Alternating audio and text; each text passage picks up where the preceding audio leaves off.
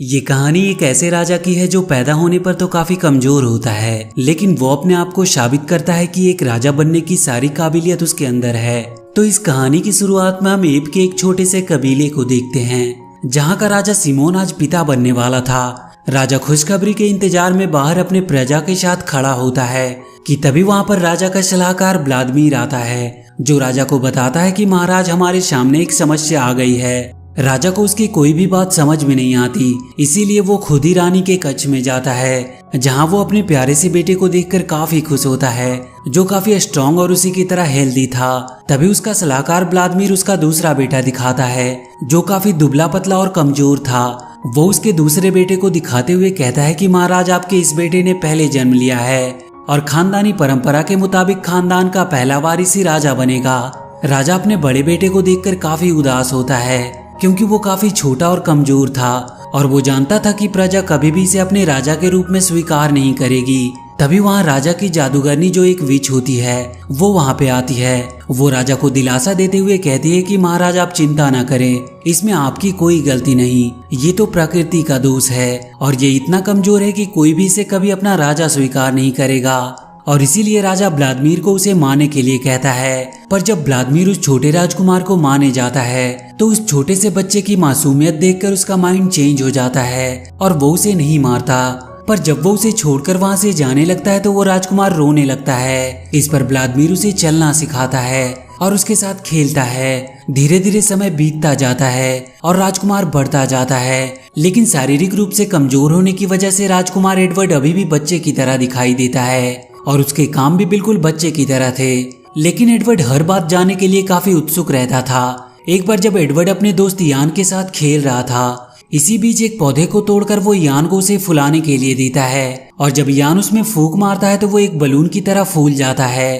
पर तभी वहाँ पर एक बर्ड आकर उसे फोड़ देती है और जैसे ही वो बबल फूटता है वो स्टिक यान की नोच पर जाकर चिपक जाती है। ये देखकर एडवर्ड काफी खुश होता है और उस स्टिक को लेकर पास की पत्तियों को उस पे चिपकाने लगता है, क्योंकि ये बात उन लोगों के लिए कोई मैजिक से कम नहीं था। ये लोग खेल ही रहे होते हैं कि तभी उन्हें कोई आवाज सुनाई देती है, जिसे सुनकर वो दोनों उस तरफ जाने लगते हैं। और जब वो दोनों वहां पहुंचते हैं तो वो देखते हैं कि वहां पे एक खेल का आयोजन हो रहा था और उस खेल में राजा का बेटा काफी अच्छा प्रदर्शन कर रहा था, जिसे देखकर वहां के सारे लोग बहुत खुश हो रहे थे और राजा भी अपने बेटे का खेल देखकर काफी खुश हो रहा था। तभी खेल एक बार फिर से स्टार्ट हो जाता है और राजा का छोटा बेटा वानिया एक बार फिर पूरे जोश के साथ खेलना स्टार्ट करता है। लेकिन जैसे ही गेंद यान के पास आता है, यान अपने आप पर से कंट्रोल खो देता है और वो गेंद पकड़ने के लिए नीचे कूद जाता है। उसी के साथ एडवर्ड भी नीचे कूद जाता है और दोनों गेंद के साथ नीचे गिरते हैं, पर वो गेंद उनके हाथ से छूटकर एक गड्ढे में चली जाती है। ये सब देखकर वहाँ के लोग उन दोनों को घेर लेते हैं। एडवर्ड तो किसी तरह उनसे बच जाता है,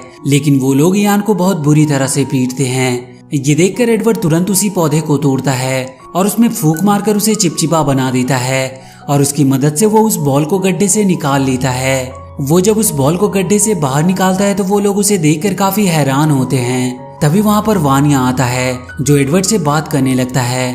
पर तभी वहाँ पर विच और व्लादिमीर की नजर एडवर्ड और वानिया के पैरों पर जाती है, तो वो लोग काफी हैरान होते हैं, क्योंकि उन दोनों के पैर बिल्कुल समान थे।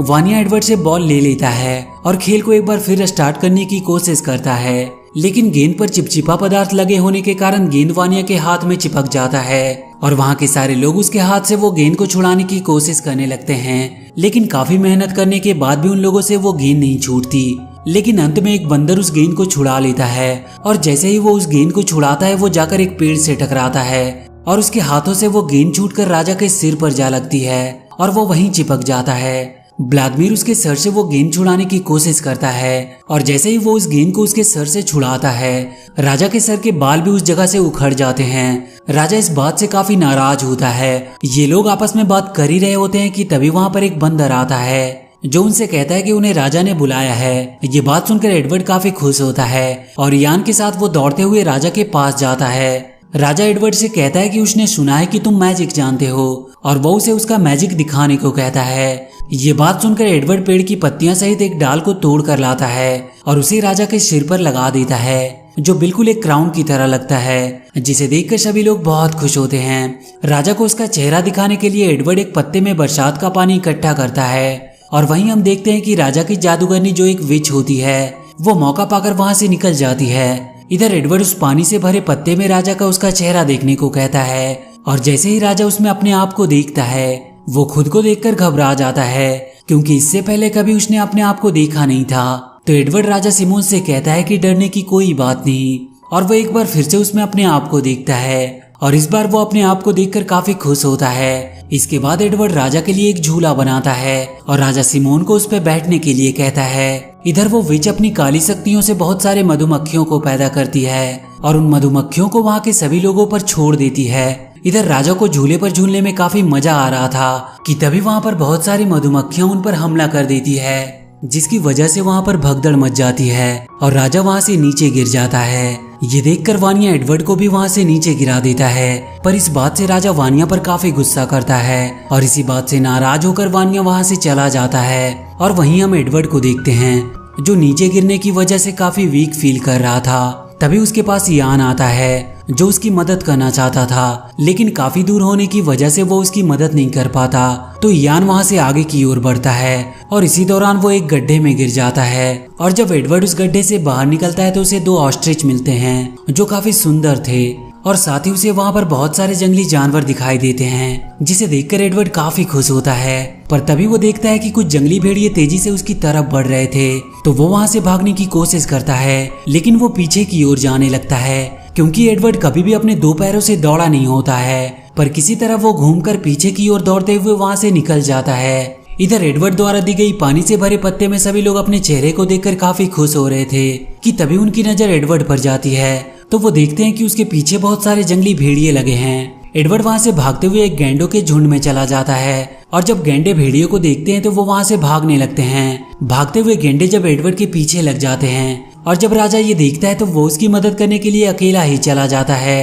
एडवर्ड को बचाते हुए राजा घायल हो जाता है और काफी चोट लगने की वजह से राजा की वहीं पर मौत हो जाती है। लेकिन मरने से पहले राजा उसे ये बता देता है कि वो उसी का बेटा है और वानिया उसका छोटा भाई है। ये बात सुनकर वानिया जरा भी खुश नहीं था। वानिया अपने डैड को लेकर वहाँ से चला जाता है। एडवर्ड को जब इस बात का पता लगता है कि वो राजा सिमोन का बेटा है तो वो काफी हैरान होता है। राजा के मौत के बाद वानिया के राजा बनने की तैयारियां शुरू होने लगती है और वहाँ के लोग भी अपने नए राजा के रूप में वानिया को पाकर काफी खुश लग रहे थे। वहीं एडवर्ड और यान उस पेड़ के नीचे जंगल में होते हैं। तभी आसमान में बिजली चमकने लगती है और एक बिजली आकर सूखे पेड़ पर गिरती है, जिससे उसमें आग लग जाती है। एडवर्ड सभी चीजों को जानने के लिए काफी उत्सुक था, इसीलिए वो आग को देखकर काफी खुश होता है और जाकर जलती हुई पेड़ की टहनी को पकड़ लेता है, जिससे वो जल जाता है, क्योंकि उसे मालूम नहीं था कि वो आग से जल सकते हैं। इसके बाद वो आग से खेलने लगता है।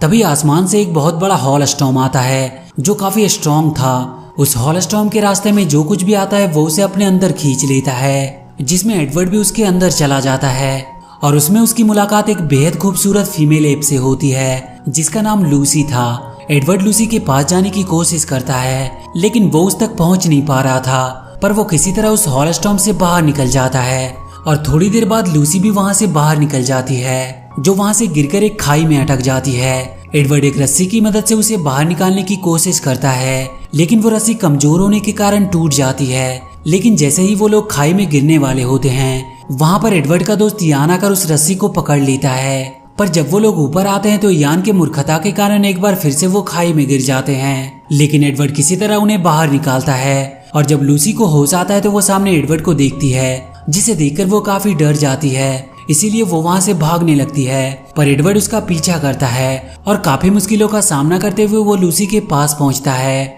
और फिर दोनों एक दूसरे से बात करते हैं और इसके बाद वो दोनों काफी इंजॉय करते हैं। और जब रात होती है तो एडवर्ड वहाँ के लावा में से एक लकड़ी में आग लगा लेता है, जिसे देखकर लूसी डर जाती है। लेकिन एडवर्ड उसे समझाता और उसे लेकर अपने होम ट्री की ओर जाता है, जिसे देखकर सभी बंदर काफी खुश होते हैं, क्योंकि रात में एडवर्ड की वजह से उजाला हुआ होता है।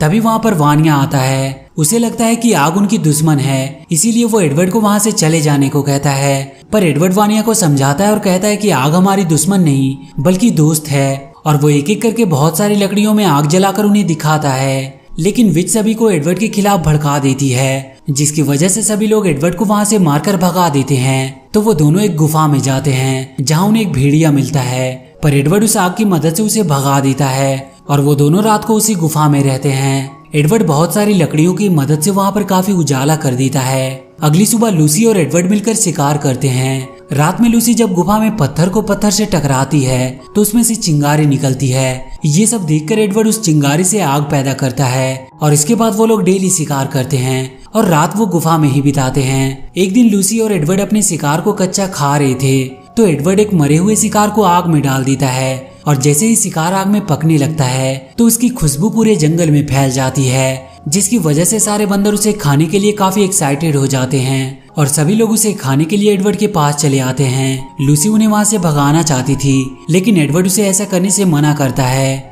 और इसके बाद सभी लोग मिलकर खाना खाते हैं और रात वहीं गुफा में बिताते हैं और वो लोग वहां पर खूब मस्ती करते हैं। सभी लोग काफी खुश थे और उधर राजा वानिया कई दिनों तक अकेले ही पेड़ पर बैठा होता है। वहाँ के सभी लोग एडवर्ड के साथ रहकर काफी होशियार हो गए थे और वहाँ पर बड़ी बड़ी लकड़ियों को जलाकर वो काफी मात्रा में आग जला रहे होते हैं। वहाँ पे धीरे धीरे एक बस्ती बनकर तैयार हो जाती है। सभी लोग वहाँ पर काफी खुश थे। तभी एक बार फिर वो विच अपनी काली शक्तियों की मदद से मधुमक्खियों को एडवर्ड के पास भेजती है जो उन पर हमला कर देती है और इस हमले में काफी भगदड़ मच जाती है। भगदड़ मचने की वजह से वहाँ की सारी इमारतें गिर जाती है और सब कुछ तबाह हो जाता है। इस बात से सभी लोग काफी उदास और गुस्सा होते हैं। तभी उन्हें विच की आवाज सुनाई देती है तो सभी लोग अपने हथियार लेकर उस विच को मारने के लिए जाते हैं और जब वो लोग उस पेड़ के पास पहुंचते हैं तो उसे वो जलाने की कोशिश करते हैं लेकिन एडवर्ड उन्हें ऐसा करने से मना कर देता है। उनकी आवाज सुनकर किंग वानिया भी वहां पे आ जाता है। उसे देखकर उनका गुस्सा और भी बढ़ जाता है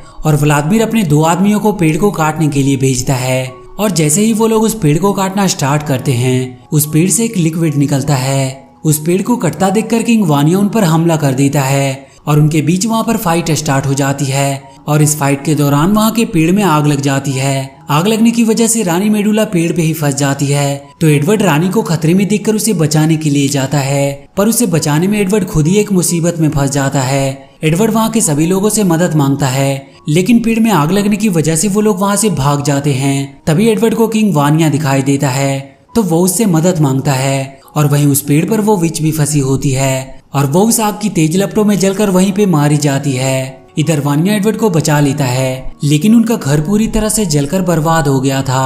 वानिया को अब अपनी गलती का एहसास होता है और वो एडवर्ड को बताता है कि वो और विच मिलकर उसे मारना चाहते थे लेकिन अब वो एडवर्ड को अपने बड़े भाई के रूप में स्वीकार कर लेता है और वो दोनों एक दूसरे के गले मिलते हैं। लेकिन अपने घर को बर्बाद देखकर वो काफी दुखी होते हैं। सभी को दुखी देखकर एडवर्ड उन्हें एक दूसरे घर के बारे में बताता है और उन्हें लेकर उस नए घर की ओर निकल जाता है और एक काफी लंबा रास्ता तय करने के बाद वो लोग एक बहुत सुंदर जंगल में पहुंचते हैं जहां का नजारा देखकर सभी लोग बहुत खुश होते हैं। और इसी के साथ ये मूवी यहीं पर खत्म हो जाती है। तो वीडियो अगर अच्छी लगी हो तो please do like and share the video and please subscribe to my channel and press that bell icon